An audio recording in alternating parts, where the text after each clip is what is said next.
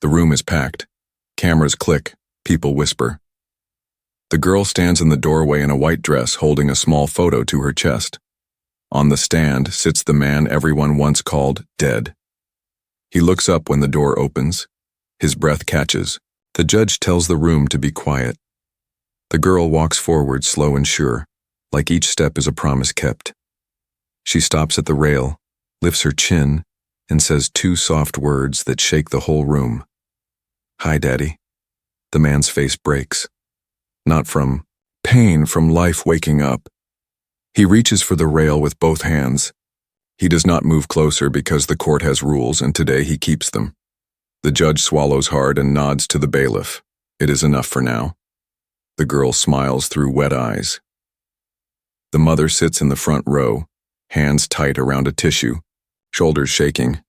She looks from the girl to the man and finally lets herself believe what her child has said all along. He is alive. He is here. He is coming home. The detective sits a few seats back, watching like a guard and like family. The elderly neighbor is beside him, proud and steady. Reporters take notes. The man on the stand keeps his eyes on his daughter. He answers every question clearly. He tells the truth in simple words. He says what was done to him without showing the worst of it. He says who gave the orders. He says who looked away. He says the names of children who were found and children still missing, then asks the court to remember them first. When it ends, the judge thanks the witnesses. The gavel comes down. The noise starts again. The girl steps back. The man lowers his head and holds the edge of the witness box like it is a dock and he has been at sea for years. The door opens to take him out a safe way. He looks to the girl once more. She holds up the photo. It is her school picture, the one he could not stop staring at when he was gone. He nods. She nods back. It is a promise. Soon. The days that follow move like weather. Fast, loud, heavy, then clear. The big trial ends with firm sentences. The people who ran the network are taken away. The helpers who hid it face justice too. The city feels different, lighter. The news shows faces of children who are home. It shows families holding each other in living rooms and front yards. It shows the house on Elm Street coming down brick by brick until the ground is flat and quiet. A small memorial sign goes up on the sidewalk. People leave flowers and notes. At the family's house, life starts small. Morning sunlight through, thin curtains. A kettle whistling. A chair that used to sit empty now pulled out and used. The man wakes up before dawn some nights, heart racing, ears searching for a lock turning. It is not there. He breathes. He walks the hallway. He stands at the door of his daughter's room and listens to her steady sleep. The mother meets him in the kitchen with a blanket. They sit without talking. They share toast and coffee. They learn new rhythms. He sees a counselor who understands survivors. He goes to a support group where no one asks him to be strong all the time. He learns that healing is not a straight line. Some days he feels whole and light. Some days he feels like he is made of broken glass. On both kinds of days he keeps going. He takes long walks with his daughter. They speak of simple things first, shoes that pinch, teachers who tell good jokes, a stray cat that keeps sleeping on their steps like it owns the place. One afternoon they visit the memorial where the house once stood. The girl ties a ribbon on the fence and whispers a wish for all the kids still missing. The man kneels to her height. He says thank you. She shrugs like it is nothing, but her eyes shine. She tells him she never stopped listening for him. She says she could hear his heartbeat in crowds when no one else could. He puts his hand over his chest and smiles. Same rhythm, he says. Same song. The mother has started a small foundation at the kitchen table. It helps families who feel alone when a loved one goes missing. The detective drops by with folders and advice. The neighbor brings pie and fierce wisdom. Volunteers gather on weekends. They learn how to file reports, how to keep records clean, how to push without breaking trust. The girl sits with kids who feel unheard and teaches them how to notice patterns without taking risks. She tells them to tell a safe adult and to keep telling until someone listens. A letter arrives from a little sister in another state. She thinks she saw her brother near a bus stop. The police called it a runaway case. The family feels lost. The foundation takes the call. They work with local officers the right way, by the book. They search cameras. They talk to store owners, who pay attention. The lead turns out to be real. The boy is found.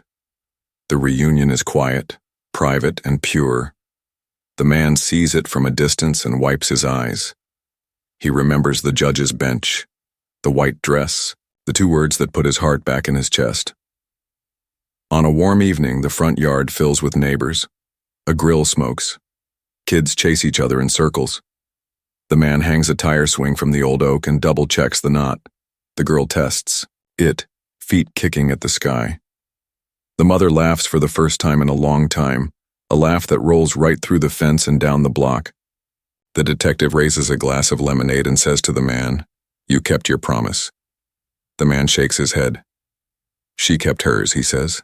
"She believed." Night comes soft. The house glows. On the mantel sits the photo the girl carried to court. Beside, it rests a small stack of letters from families who found hope. The man turns off the porch light and stands in the doorway.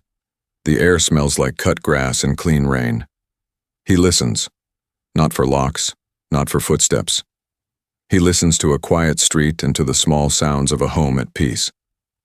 The world will keep asking for their story. Sometimes they will tell it. Sometimes they will say no. Healing needs space. But every time the man holds his daughter close, he remembers that truth can be buried and still breathe. You just have to listen long enough to hear it, and when you hear it, you dig. You dig until the light gets in. Then you help the next family find their way to the surface too. Mourners fill the church from wall to wall. Fans stir the heavy summer air. A closed casket sits up front under white roses. The mother trembles between her own mother and a friend from work. The child stands on a step by the aisle so she can see past the hats and shoulders. She looks at the casket like it is a locked door she refuses to open in her mind. The preacher speaks about loss and faith. He says some journeys are hidden from us. He says the body is only a shell. The child keeps her chin up. She hears the words and lets them pass like wind. She is not angry. She is not confused. She is waiting. In her pocket is a tiny plastic ring her father gave her on a day at the fair. She presses it until it leaves a mark on her palm. She thinks of his promise. "I will always find a way back to you." Pallbearers in white gloves move the casket for a final prayer. Someone sobs. Someone whispers a prayer for strength. The child breathes slow. She knows the weight inside that box is not him. She knows because she knows the sound of his step on the porch. She knows his scent after a long day, clean soap with a hint of metal from old tools. She knows the rhythm of his laugh that rises fast and then stops like a hiccup. None of that is here. A neighbor bends down to her level and asks if she would like a tissue. The child shakes her head. Her voice is steady and small when she answers. "That is not my daddy in there." The neighbor's smile is kind and tired. The kind adults wear when they believe they must correct a gentle mistake. "Grief is strange," the neighbor whispers. "Sometimes our minds do tricks to help our hearts." The child does not argue. She simply turns her eyes back to the casket. She thinks, "If I shout, they will hush me. If I cry, they will say I am finally accepting it. If I say nothing, maybe I can listen." She tries to listen the way she used to. Listen through the bedroom wall for his footsteps after a late shift. Nothing. Only fans and sniffles and the preacher's voice. The service ends. People move like a slow river down the aisle, stopping to touch the mother's hand, to leave food, to offer rides, to say call me if you need anything. The child watches shoes pass by. Red heels, scuffed boots, shiny black, dress shoes that creak at the toe. She notices how many people look everywhere except at the casket, as if the lid could burn their eyes. At the graveside, the heat is fierce. A tent casts a square of shade. The child stands in the sun anyway. She wants to feel the ground, the truth of it. The casket lowers. Ropes squeak. The mother covers her face. The child does not cry. She whispers 5 soft words toward the hole because she is sure he can hear, wherever he is. I know you are alive. After the burial, the house fills with casseroles and voices. The front door swings open again and again. The air smells like perfume and lemon cleaner and hot macaroni. The child escapes to the porch and sits on the top step. Cars glide away. Laughter breaks from the sidewalk and then dies fast like people remember to be sad in time. Across the street, a man pushes a stroller. His rhythm is wrong. It is not her father. She lets out the breath she is holding. Inside, the mother signs papers she does not want to read. She hears words like policy, benefit, verification. The child hears them too. She learns a new word, adjuster. She files it away next to words that have come to live in her house. Grief counselor, final arrangements. She goes to her room and closes the door with care. She pulls a notebook from under her bed. It holds drawings of a porch, a workbench, a hand with a small scar near the thumb. The last page has a promise written in block letters. He said he will find a way back. So I will wait where he can find me. Days fold into weeks. The mother tries to set a routine. Wake up, work, cook, sleep, keep moving so the sadness does not catch her by the ankle. The child follows the routine, but also keeps her own clock. She stands on the porch at the same time every evening, because that is when she used to hear his key. She rides her bike to the end of the block and back, because that is how far he once let her go on her own. She leaves a small light on in the front window because that is what he told her to do if she ever felt scared. At church, people touch her hair and say, "What a brave girl." At school, teachers speak to her in soft voices and send her to the counselor when she stares out the window too long. The counselor gives her crayons and asks her to draw her feelings. The child draws a door that looks like a wall and a hand knocking on the hidden side. She does not explain it. She does not need to. One afternoon, she hears 2 relatives in the kitchen. They talk low but forget that houses carry voices like bowls carry water. They say the body was too damaged for an open casket. They say there was DNA. They say sometimes accidents take everything. The child puts her ear to the cool hallway wall and feels her heartbeat in her cheek. It is a steady drum. It says wait. On a Sunday, after everyone else has gone to nap, she takes a bus with her grandmother to the grocery store across town. The aisles hum with carts and quiet talk. The child turns a corner and stops so fast her grandmother bumps her. A man at the apples moves like a picture she knows by heart. The way he checks the fruit with a gentle pinch, the way his shoulders set when he reaches for the top shelf. The child does not breathe. The man looks up. His eyes flash with shock, then fear, then love that aches so clear she feels it in her bones. He mouths a single word. Soon. Her grandmother calls her name. A stacker rolls by with a rattling cage. When the child looks back, the man is gone. She runs to the end of the aisle. Empty. She could scream. She does not. She closes her eyes and listens the way she used to listen through the wall. She hears a door hiss open by the stockroom. She hears steps fast and light. She hears her own heart. She knows what she saw. She also knows no one will believe her yet. That night she draws the grocery store in her notebook. She writes the time. She writes the color of the shirt. She writes the word he formed with his mouth. She draws the shape of his hands. Then she tucks the notebook away because she understands something new. Waiting is not enough now. Watching is not enough. She will have to learn how to look without being seen. She will have to learn when to speak and when to be silent. In bed, she stares at the ceiling until the light from the street makes a slow square on the wall. She places the plastic ring on her chest and times her breath to the rise and fall. She repeats the promise like a soft song. You will find a way back. I will be where you can find me. Tomorrow, she will start a plan. For now, she closes her eyes and keeps the light on. Morning comes early in the new house. The mother sets out 2 bowls, pours cereal, checks the clock, checks the door lock, checks the mail slot. The child pulls on her school sweater and ties her shoes twice because that is how he taught her to make the knot hold. The house smells like coffee and laundry soap. Sunlight lays thin stripes across the table. The mother says they are starting fresh. New street, new school, new doctor, new rules. The child nods and eats in small bites. She keeps glancing at the window like it might answer a question for her. On the fridge, a list is held by a magnet shaped like a star. Pay the bill. Call the counselor. Buy folders. Keep going. The bus stop sits under a maple tree at the corner.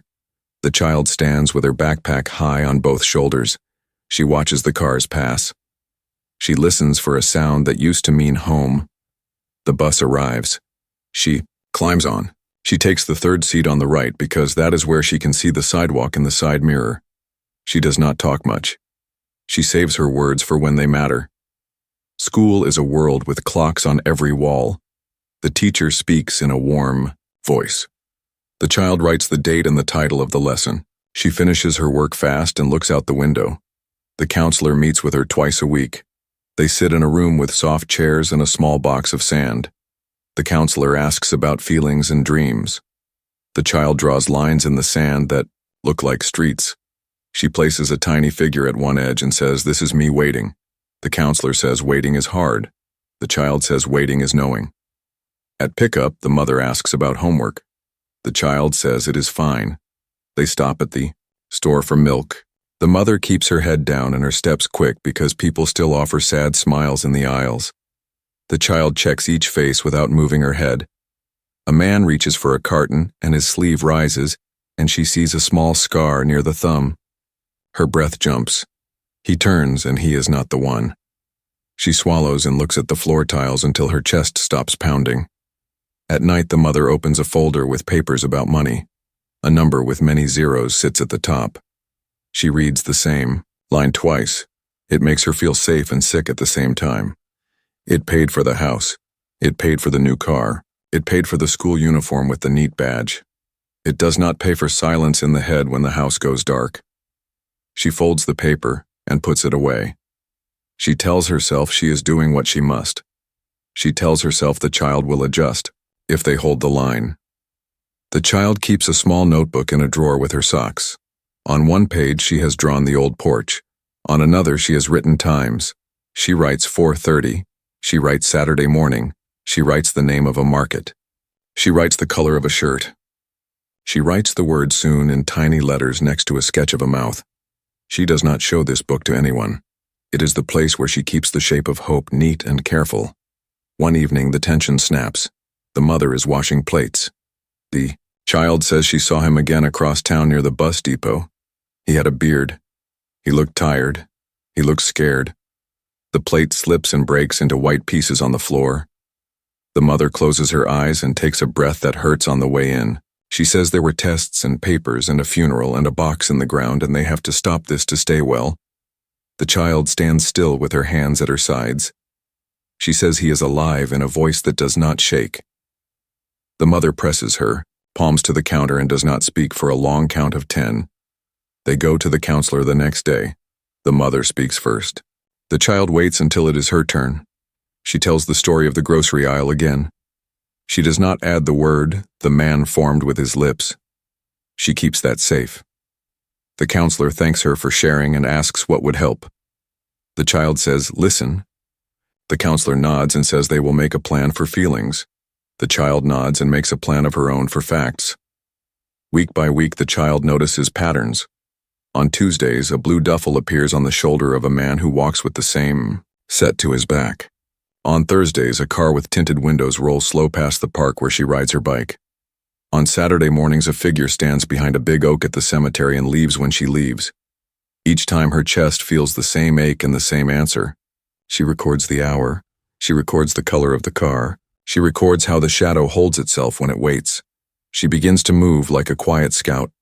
She learns how to tie her shoelaces loose so she can leave them on and not waste time at the door. She learns the squeak of the stair that will wake the house. She learns to hold a phone steady without pressing her face to the glass that reflects light. She learns to stand beside people at bus stops and look like she belongs there even when her heart wants to run. On a gray afternoon, she rides her bike to the old neighborhood. She tells the mother she is going to the library with a friend. She pedals slow past houses with sagging porches and worn paint. She waves at a woman sitting with 3 cats on a stoop. The woman waves back and narrows her eyes like she sees more than most. The child locks her bike to a stop sign and walks. Elm Street looks empty from far away. Up close, it feels watched. The front windows of one house are broken and patched with cardboard. The yard is a tangle. The front door hangs on a tired hinge, but a low hum reaches her ears from somewhere beneath. She kneels to tie her shoe and looks along the line where the wall meets the ground. A thin band of light glows behind the basement glass. A man in a suit knocks once and does not wait before he walks around the side. The child pulls her hood up and counts to 30. She follows at a distance that keeps her safe. She sees a back stair. She sees a steel door. She hears voices with words she cannot make out. She feels a draft that smells like rubber and bleach. A car idles in the alley and then leaves. She memorizes the numbers spray painted on a dumpster. She notes the way the porch light throws a weak circle and then flickers off. She does not go closer. She lets the scene draw a map inside her mind. Turn left at the cracked post. Count 3 steps to the dark door. Watch the roof line for a camera. She backs away and walks fast without running. At home, she writes everything down. She draws the house. She marks the door. She adds the hum. She adds the flicker. She adds the suit and the car and the way the back gate clicks shut. She sits very still and listens to the house. The mother hums to herself in the kitchen. A neighbor's dog barks and quiets. A train far off makes a low note. Under all of it, the child hears the steady drum that guides her. She closes the notebook and slides it under her socks. That night, the mother knocks on her door and asks if she wants a story. The child says yes. They sit together on the bed and read the same picture book they read on the hardest nights. The mother pauses at the page, where the lost thing finds its way home. The child does not speak. She leans her head on the mother's shoulder. When the light goes out, she keeps her eyes open until the street lamp paints its square on the wall. She rests one hand over the tiny plastic ring on her chest. Tomorrow she will do more than watch. Tomorrow she will find someone who will listen. And tomorrow she will go back to Elm Street in the daylight to see what the sun shows that the dark tries to hide. Night settles over Elm Street like a heavy coat. The house looks broken from the sidewalk. Up close, it breathes. A fan hums under the floor. A pale strip of light leaks from a ground window and cuts a thin line across the dirt. Below that line sits the man everyone buried and never forgot. He is thinner now. His hair is longer. His hands are calloused in new ways. He sits on a low cot and keeps his back to the wall that faces the steps. He has learned to listen first and move second. He counts sounds the way other people count money. The fan, the fridge, the pipe that clicks when someone upstairs runs water, the squeak of the back door hinge that was never fixed, the night guard's cough that comes every hour on the hour. They tell him to sleep. They tell him to eat. They tell him to carry and lift and deliver. He does the tasks because it keeps his family safe. That is the rule they gave him and the threat they pressed into his ribs. He keeps that fear where he can see it like a knife he will not forget is sharp. But he keeps something else under it. A promise that is simple and stubborn. I will find a way back. They let him go out with a handler when they need work done. The handler walks half a step behind him and half a step to the left. The man never forgets that position. He measures it with his shoulder. He feels the air when the handler moves too close. He notes the places where cameras hang and where shadows cover doors. He watches the ground and the sky. He watches the small things everyone else misses. A piece of tape on a lamppost. The way a streetlight blinks in a pattern. The truck that parks on the same corner every Thursday and leaves at the same minute. He keeps a notebook in his head. Paper would be found. A phone would be taken. Memory is safer. He files names and faces and routes. He builds a map behind his eyes. He marks the house on Elm Street as a red circle. He marks the cemetery as a blue star. He marks a tiny square where a little light always glows in a front window on Maple Street. On Saturday mornings, he is allowed an hour to walk off steam under watch. The handler says it helps the schedule. The man asks for the cemetery every time. He says he likes quiet places. The handler likes the wide space and the straight roads and the lack of people who ask questions. So they go. The handler sits on a bench and pretends to read his phone. The man walks to the big oak and stands behind it. He looks across the grass at a stone that carries his name. He watches a small figure wind through the markers with a bouquet of cheap flowers and a steady step. He can hardly breathe. He lifts his hand an inch and then lets it fall. The handler coughs behind him. The man swallows his shout and turns, his face so he looks like anyone who is thinking of something far away. He never expected to be seen. He trained his body to be the kind of shadow that eyes slide past. But one week she looks straight at him. He does not know how she found the right line through the leaves, but she does.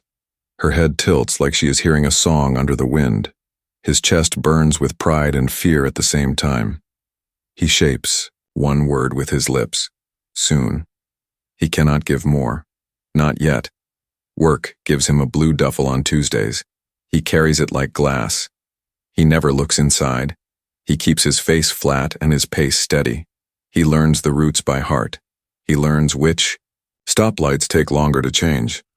He learns which stores have cameras pointed at doors and which point them at the floor. His handler grows bored because the man never fights and never speaks out of turn. The handler stops watching him the way he did in the beginning. This small carelessness is a gift the man did not ask for but accepts. He uses it to collect tiny proofs that may help later. He pulls a loose thread from the duffel and knots it on the bottom strap where it cannot be seen. He scratches a mark with his thumbnail on the back of a street sign at a corner. Only someone paying attention will notice. He throws away a receipt, where he knows a cleaning crew never reaches. Each act is nothing alone. Together they draw a faint trail that only a patient mind can follow. At night he lies on the cot and stares at the ceiling. He counts to keep panic away. He names the seasons that have passed. He remembers bedtime stories read in silly voices. He remembers a small bicycle wobbling in the driveway. He remembers a plastic ring pressed into a tiny palm at a fair. When grief rises like water, he breathes and sets it back in its bowl. He will not drown in it. He saves himself for the day he needs all his strength at once. He is not the only one below the floor. He never forgets that either. Voices carry and vents. He hears quiet crying. He hears nervous laughs that do not last. He hears the guards talk about sports and food and money like this is any other job. He learns the rhythm of the door that opens when a van backs in. He learns when hope rises and when it sinks. He learns which names are whispered after lights out and which names disappear. One night a storm hits hard. Rain drums on the ground window. The power flickers twice. When it comes back, the fan rattles. The guard curses from the hallway and bangs the casing with a fist. The man sits up because a thought cuts through like lightning. Old systems fail in storms. Old locks stick. Old nerves shake. He stands and tests his door with 2 fingers. Not tonight, but soon. He can feel the shift. Not in the hardware, in the plan. He sees her again by chance in a grocery store weeks later. He did not mean to go down that aisle, but the handler wanted apples. The man reaches for a bag and feels a presence before he turns. The little figure stands at the end of the row. She is taller than before, but still small enough to be lost in a crowd if she were not so sure on her feet. Their eyes lock. It is like some deep engine in his chest catches and roars back to life. He almost reaches for her. Then the old fear slams into him. He shapes the word again. Soon. He turns away so fast the handler thinks he is sick. He says he needs air. They go. He does not look back. If he does, he will run, and if he runs, he will be the fire that burns his own house down. That night he dreams of the court he has never seen. He dreams of a door opening and a small voice saying 2 words. He wakes with wet eyes and a jaw that aches from clenching. He sits up and places his feet flat on the cold floor. He is done waiting without working. He decides to make the trail clearer. He cannot send a letter. He cannot make a call. But he can stand in the same place at the same time each week. He can make patterns that someone who loves him will read like a book. He keeps going to the cemetery. He stands behind the oak. He keeps Tuesday roots tight and repeats his pace like a metronome. He buys the same roll of tape at the same hardware aisle and leaves the spare cartridge in the same cracked box 2 rows over where a camera does not reach. He wears a blue shirt on days when he knows she might be watching. He knows she sees patterns. She always did. Even when she was very small, she could find his footsteps under the noise of a party. Even when the world said impossible, she could hear truth breathing behind a wall. The neighbor notices him one night when he passes her porch at midnight. He does not know she is awake. She catches the shape of grief on his shoulders from across the street and says a quiet prayer that does not need words. He does not hear it, but something in him lifts for a second like someone took a heavy bag from his hand for a few steps. The basement becomes a place of planning, not only a place of pain. He times the guard's brakes. He notes which keys hang on which belt. He watches how the door upstairs is opened with a thumb held at a certain angle. He moves boxes by inches when no one is looking and memorizes what is behind them. He marks height and reach on the underside of a shelf with a nick of metal. He smiles once in the dark at the thought that the people who think they broke him taught him to be very patient. Patience is the tool he needed the most. One evening he stands at the small window and sees the street lamps flicker on. The sky holds that brief blue that comes before full dark. He places his hand flat against the glass. He imagines a street 2 neighborhoods away where a porch light is on because a child is afraid of the dark, but brave enough to face it. He imagines a notebook that holds a map he did not draw but somehow matches his own.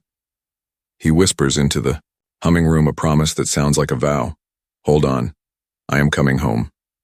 And this time he believes it. The child wakes before her alarm. Morning is gray and quiet.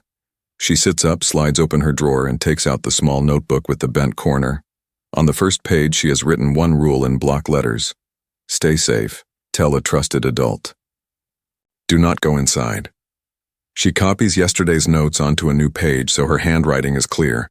She writes the time she saw the blue duffel. She writes the store aisle where the man in a suit pretended to buy tape and only looked at the door. She draws the alley behind the broken house and marks the back gate with a small X. She adds a single word under all of it. Pattern. At breakfast, she eats slow. The mother checks the calendar on the fridge and circles appointments in red. The child asks if she can take the long way to school so she can stop by the neighbor's house to feed the cats. The mother nods. The neighbor always needs help with the cats. The mother thinks it is a good sign that the child wants to be useful. The neighbor is already at her window with a mug of tea. She wears a sweater with small daisies stitched into the sleeves. She opens the door before the child can knock. You brought your book, the neighbor says. The child nods and holds it close. The neighbor steps back to let her in and points to the living room. A low table is covered with city maps, sticky notes, and a small bowl of hard candies that no one ever eats. The neighbor has been watching the block for years. She knows the sound each car makes as it rolls past. She knows who walks a dog and who walks with their head down for other reasons. She does not tell stories to be heard. She collects details to keep people safe. They sit together. The child opens her notebook. The neighbor opens a larger one that smells like pencil shavings and peppermint. The child shows where she thinks the back door is. The neighbor traces the routes of cars that do not belong on this street. The child explains the days she sees. The handler's shadow at the cemetery. The neighbor marks them with green dots on a paper calendar. They both agree the blue duffel matters. They both agree the light in the basement window is steady except when storms hit. They both agree that telling the right person is the only way forward. The neighbor sets 3 rules again just to be sure. Do not go closer than the sidewalk. Do not follow at night. If you see a child in danger, call me and stand near other adults until I get there. The child repeats the rules. The neighbor hands her a small whistle on a cord. For noise, the neighbor says. Noise makes help come. They decide on signals that do not draw attention. A yellow ribbon on the neighbor's porch rail means wait. A blue clothespin on the mailbox means watch from a distance. A simple drawing of a star in chalk on the sidewalk means go home now. They practice once, smiling at how strange it feels and how right. After school, the child asks to stop at the pharmacy for printer paper. The mother agrees. The neighbor meets them there by chance and steers the child toward the photo counter. They print 3 pictures from an old disposable camera the neighbor kept in a drawer. The photos are grainy but useful. A door, a hand with a ring and a scar, a car that always parks wrong with the back tire on the curb. The clerk slides the prints into a paper envelope and smiles at the neighbor. The neighbor pays in cash and thanks her by name. Back at the neighbor's house, they build a folder. The neighbor labels it with the street name and the words for the police. The child writes a neat list of what she saw and what she guessed, and she underlines the word saw twice so it is clear. The neighbor tells her she has done something brave, and then she tells her that bravery is not the same as danger, and that the next step is not hers alone. The child asks if the mother should be told. The neighbor says yes, but gently and with a plan. The neighbor knows that when grief is heavy, truth can feel like a storm. So she calls someone who knows how to stand still in storms. That evening, the neighbor uses her old landline to make one call. She asks her grandson, a city detective, to stop by after his shift. She does not say much on the phone. She never needs many words to be heard. He agrees to come, because he has learned that his grandmother's voice only carries weight when the matter is real. The detective arrives after dark. He stands just inside the door, tall and careful, and takes off his hat out of respect for the room and the people in it. He does not wear a uniform. He wears a plain jacket and shoes that do not squeak. The mother is there because the neighbor insisted. The child sits on the couch, clutching the folder. The neighbor sits close enough to touch the child's shoulder if needed. The detective looks at each face and nods once like a promise. "Tell me what you saw," he says. The child opens the folder and slides the photos across the table. She points to the door and the poor light in the back gate. She points to the car and the tire on the curb. She reads her notes and does not rush. She gestures to the map and shows the routes with her finger. She speaks of the cemetery in a voice that wobbles only once. She does not say the word the man formed with his lips. She saves that private thing for later. She ends with the date and the time of the grocery store aisle and the color of the shirt. The detective does not interrupt. He asks short questions when needed. He never smiles at the wrong time. He never sighs with disbelief. He thanks her for each detail, and then he asks the mother if he can take copies of the notes. The mother looks at the child. The child nods and looks back at the detective. The detective explains what can and cannot be done. He says a child's words matter. He says photos help. He says raids are not built in a day. He says they will not go inside based on these images, but they can watch, and they can follow the money, and they can stand in the right place when the door finally opens. He writes a phone number on a card and slides it to the mother and another to the neighbor. "Call if you see the blue duffel. Call if the car parks wrong again. Do not go near the back gate. Stay where other people are. Keep a light on." He asks the child to change one habit. "No more watching alone," he says. "If you go near that street, you go with the neighbor and only in daylight. Promise me." The child looks at the neighbor's steady eyes, then at the mother's shaking hands, then at the detective's card with its simple numbers. She promises. The detective stands to leave and then pauses. He lifts one of the photos and studies the hand with the ring and the scar. He has seen that kind of small detail bring cases together. He taps the paper gently and says there is more in this picture than most people would notice. He thanks the child again and tells her she has done the right thing. He tells the mother that listening saved time that families often lose. He thanks the neighbor for being the hinge that kept this door from closing. After he leaves, the room feels different. Not lighter, not heavier, more solid, like the floor found its beams again. The mother pulls the child close and whispers that she is sorry for the times she did not listen. The child leans into her and says they will be careful from now on. The neighbor pats both of their hands like a drummer keeping time. The next week moves with purpose. The detective places unmarked cars where they look like they belong. A camera appears 3 houses down, tucked in a birdhouse. The neighbor sits on her porch with a thermos and knits small squares that will become a blanket. eyes always lifting when an engine grows loud. The child updates her notebook with neat rows and colored stickers. Blue for duffel day, red for the late night suits, green for the porch light that flickers, yellow for storm nights when the fan rattles and the world feels loose. They build a plan in slow layers. The cemetery on Saturday becomes a meeting point. The detective will be there, not in a squad car, in a plain jacket with a book in his hand and a quiet way of looking that does not scare the birds. He will not touch the man, not at first. He will speak gently. He will say a name that belongs to a life before all this. He will offer a way forward that does not put the family in the line of pain again. On Friday night, the child cannot sleep. She lies in bed and watches the square of light on her wall. She touches the plastic ring and hears again the whistle of the neighbor's kettle and the clear voice of the detective asking for details and the steady tap of the knitting needles counting time. She thinks about how truth can seem small when it starts. A mark on a sign, a light behind glass, a hand with a scar. She knows those small things are building toward something big. In the morning, she will take flowers to the stone at the cemetery. She will not go alone. She will walk beside the mother, and behind them the neighbor will come at her own pace with her cane and her careful steps.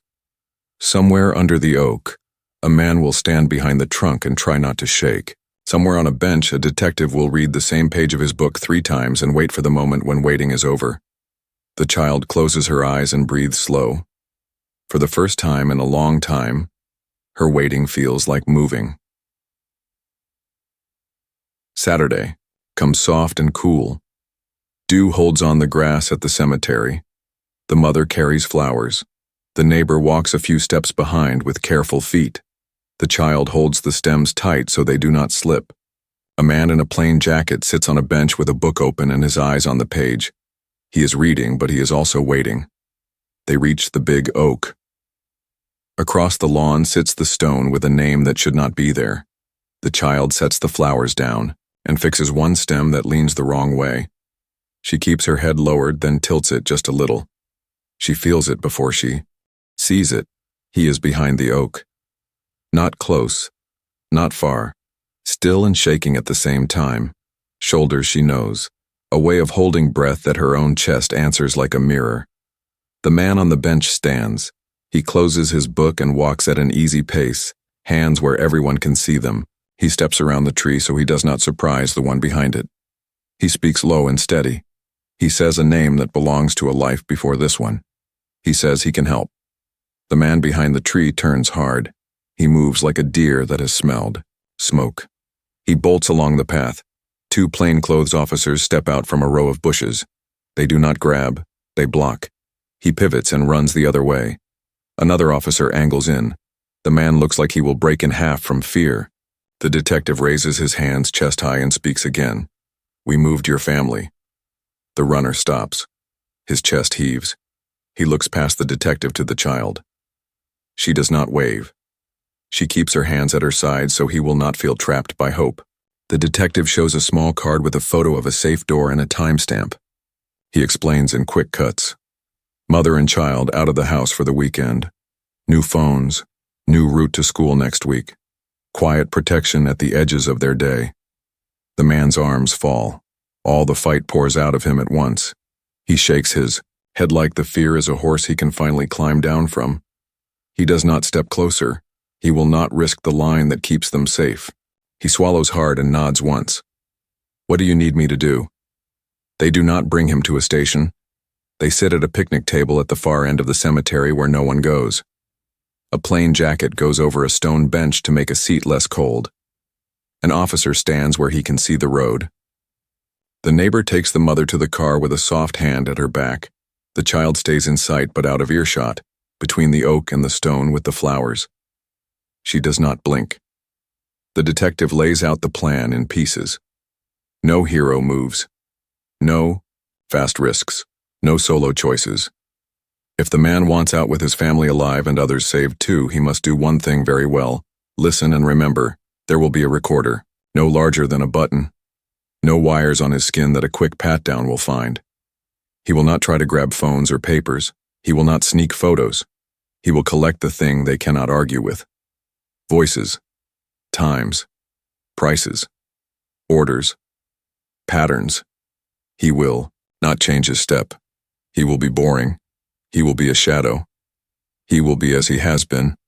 Only now every word around him will have a place to go. They agree on 3 signals. If he says, "I need air" to anyone but a guard, it means stay back. Something is wrong.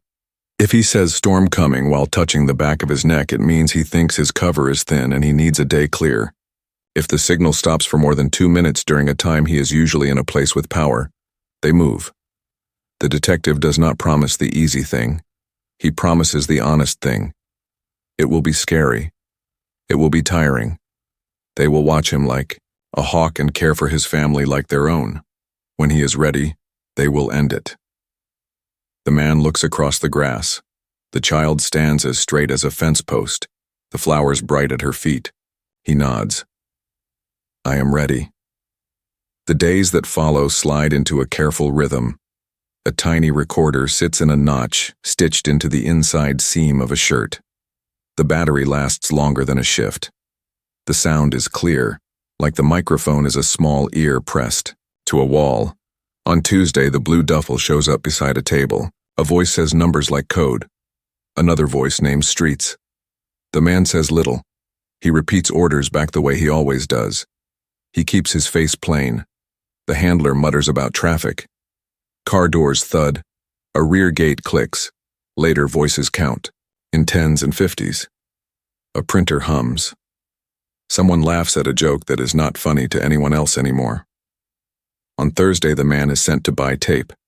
He buys the brand they always use. He leaves one extra roll behind an end cap where a camera sees only floor. The recorder picks up the small pull of the wrapper. It catches the voice of a person in a suit, asking if anything is different this week. The man answers that the weather is warmer. The suit snorts. The handler coughs. On Saturday, he stands at the cemetery at the usual hour. He does not cry. He has no tears left. He lets the recorder listen to the handler's phone calls and the chime that rings when a message comes from a number that never shows a name. The team builds a wall of sound in a room with no windows. They mark voices as A, B, C. They match A to a car at a warehouse. They match B to a bank account that buys supplies for a company that sells nothing. They match C to a ringtone that plays the same old song at odd hours. They hear a door chime from the basement. They hear the fan rattle when the air shifts. They hear the word drop used the way people use the word errand when they want it to sound harmless. One night, the signal jumps. The recorder grazes a hard edge, then rights itself. The handler is bored and careless and pats the man down like this is all dust and routine. A hand slides across his ribs. The man holds breath the way a diver does. The hand lifts. The handler sneezes. The moment passes. The man tastes metal and sunlight all at once in his mouth and keeps walking. They keep at it for 2 more weeks. The map grows corners and lines. A judge's name appears in a voice that says meet at 9. An officer's laugh shows up too often on the wrong phone. A warehouse door opens and closes in the same count each night. The detective calls the family to a safe room and says it is time. The neighbor brings a tin of cookies she baked too long by accident. The child chews the edge of one and listens with eyes that leave dents in what they see. Tomorrow before dawn, 4 teams, 3 locations, 1 hour. No loud sirens until the doors are open. The mother nods without speaking. The child asks one question. Will I see him? The detective answers in the clean way she likes. You will hear him first. Night drops. The man returns to Elm Street with his handler. He follows the same pattern. He takes the same step on the squeaky stair. He opens the same box and moves the same stack 1 slot to the right. He sits on the same cot and counts the hums. He thinks about quiet roads at sunrise. He thinks about his child's small hand in his palm. He thinks about how waiting has a sound and tonight it is loud. A new guard comes on duty. He is not bored. He is careful on his first shift and fast with his tasks. He stops in the doorway. He looks at the man too long. He calls someone. Feet on stairs. A hand on a shoulder. A voice hard as concrete says, stand up. The search is sharper this time. The man holds his body like a fence post and stares at the blank part of the wall. Fingers slide under the hem of his shirt. Knuckles press the seam. A tiny click in the air like a switch that just went down. Found. They move him before he can say storm coming. They drag a rug. They pry at old boards. A square opens where there should be none. Stale air rises like a hand. They push him down, into the dark, and close him in. Nails slide. Wood thumps. The fan keeps humming because machines do not care what rooms are used for. He lies on his side in a space made for hiding, not for living. He fights to keep the air moving in and out. He pushes his thumb up into the seam to hold a thread of space. In the quiet room with no windows, the sound goes flat. 2 minutes. 3. The detective does not wait for 4. Phones light, radios crackle, engines start, doors open. The neighbor takes the mother's hands and does not let go. Elm Street, a warehouse by the river, an office where favors are traded, all set for the same minute. At Elm Street, the team does not line up in a way the street can see. They walk in, from the alleys and the yard next door and the back steps that were always used and never cared for. A quiet tool pops a lock. Hinges breathe. A voice calls clear in a tone that is firm and calm. No one wants a loud fight. No one wants to break what they came to save. The child stands at the top of the basement stairs with the neighbor and a woman officer at her side. She is not alone. She is not in danger. She is there because she knew the patterns. And the detective asked her where to stand to hear best if there was a sound no one else would catch. They reach the basement. The guard runs. He does not get far. The team moves like a hand that knows where every finger will go. The detective heads for the hum. He sees the rug. He sees the pry marks. He drops to his knees and works the crowbar into a seam. The child's mouth moves without sound. The wood gives a little. The crack widens. The air that comes up is cold and sour. For a beat there is nothing. Then it comes, thin and raw. Breathing, ragged, desperate, alive. The detective's voice cuts clean. We have life. We need medics. Now. 2 more hands on the bar. The boards lift away and are slid aside. A blanket drops into the opening so old splinters do not tear skin. A face turns into the thin light. Eyes that see nothing for a second. Then they see everything. The child does not step forward. She holds the rail with both hands and says the words she saved for this moment. I told you he was alive. Hands reach, down. Hands lift. The man is light as a bundle of sticks and heavy as a house that has been standing too long. He is set on the floor with care. An oxygen mask covers his mouth. A medic counts by 2s and checks a pulse that races and stumbles, and tries again. Across town, other doors open. Fans are stopped. Records are taken. Quiet orders are given in clear voices. People who never thought this day would come sit down hard in chairs and stare at floors. Phones that never show names ring, and someone who used to be brave enough to answer them lets them sing alone. Before the sun is up, the mother sits in a small room with clean walls. The child squeezes her hand, until both of them feel steady enough to stand. A woman with a badge steps in and says the sentence they will say out loud to themselves for years after, to make sure they did not dream it. He is alive. He is safe. He is asking for you. They do, not run. They walk. The neighbor stands and straightens her sweater and wipes her eyes with the side of her hand. Outside, a day breaks like any other, with birds and buses and people on their way to work. Inside, a door opens on a life that was not lost. The room smells like soap and warm air. Machines blink in soft colors. The man lies propped on pillows thinner than before, eyes clear and tired. A nurse checks the line on his arm and smiles. She leaves the door half open. The mother steps in first. She stops when she sees him, like her feet forgot how to move. The child's hand is in hers. Together they walk the last steps. The man lifts his hand slow, as if the air is heavy. The mother presses her cheek to his fingers. The child stands on the other side and places the small photo on the blanket. He looks at it, then at her. "Hello," he says. His voice is rough but alive. "You came back," the child says, "I promised. They do not speak all the words at once. They save some. They sit with the easy things first. Are you warm enough? Do you want water? Does your leg hurt? Then the nurse returns and checks the machines again.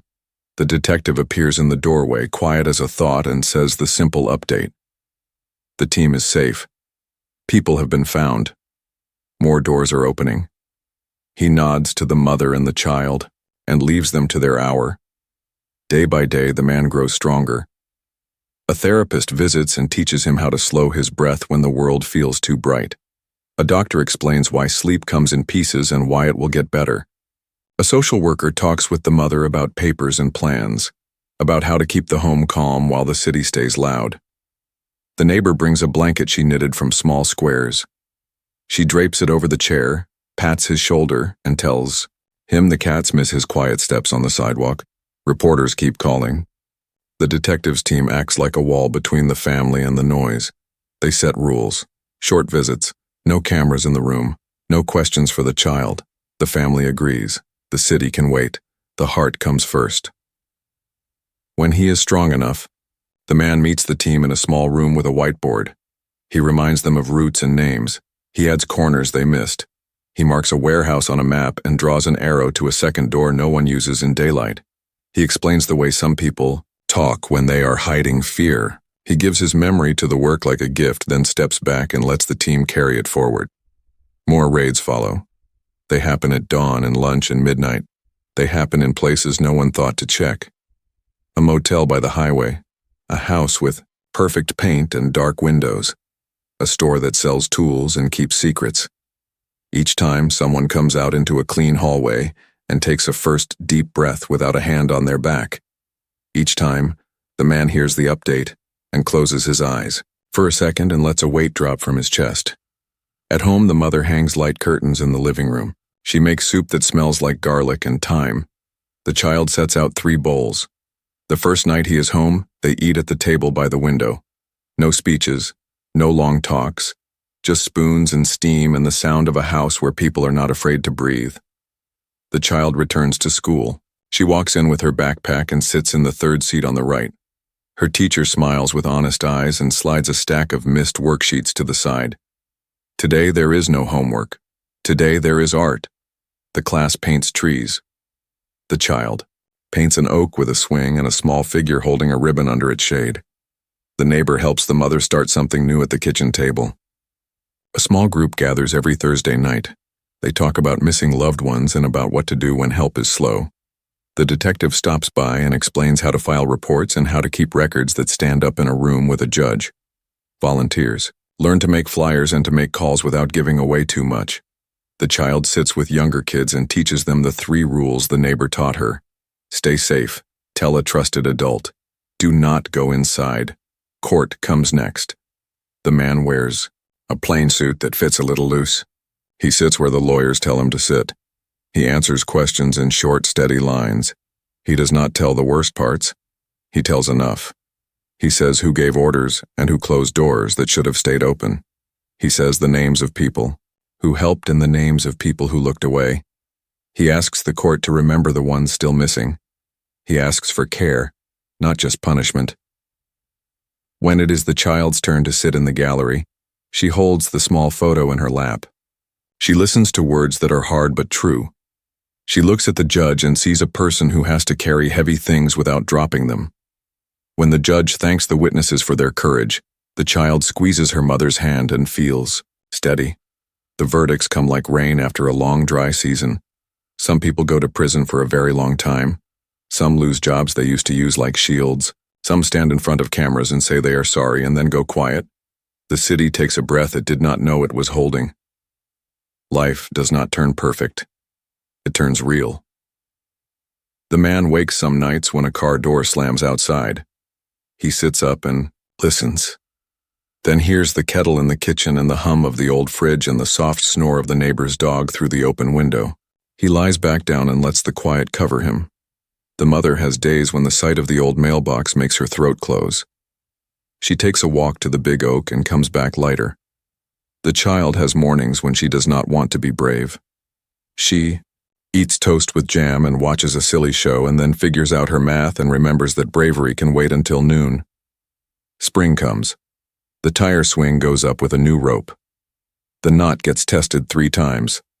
The child kicks at the sky and laughs. The man sits on the porch steps and sands a small board for a birdhouse. The mother waters a row of herbs in the sun. The neighbor walks over with a plate of flat cookies that taste like sugar and smoke and memory. Letters start arriving from other families. Some ask for advice. Some say thank you. Some share a small clue that changes a case. The family answers what they can and sends the rest to the team. One letter comes from a little sister who refuses to stop looking for her brother. The child reads it twice and nods like she is hearing a drumbeat only she can hear. The next week, a call comes from a town 2 hours away. A boy is found at a small workshop behind a gas station. The reunion is quiet and strong. The man watches from a distance and wipes his eyes with the back of his hand. On a warm evening, the street fills with neighbors. Someone brings a radio. Someone brings lemonade. Children draw chalk stars on the sidewalk. The detective leans against the fence and talks with the man about school, work, and the way the world moves forward one simple step at a time. The neighbor sits in a lawn chair and tells a cat to stop stealing chicken off plates. The child climbs off the swing and walks to the porch. She places her hand on the man's chest, right over his heart. "Still there," she says. "Always," he answers.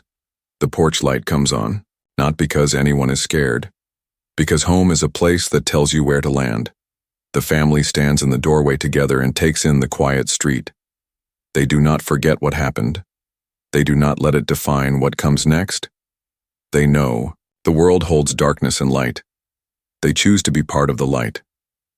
The story ends the way the best true stories do, not with a final door closing, with a door held open for the next person who needs it, with a promise kept, with ears trained to hear truth even when it hides, with hands ready to dig when someone whispers from below, with a heartbeat that says keep going.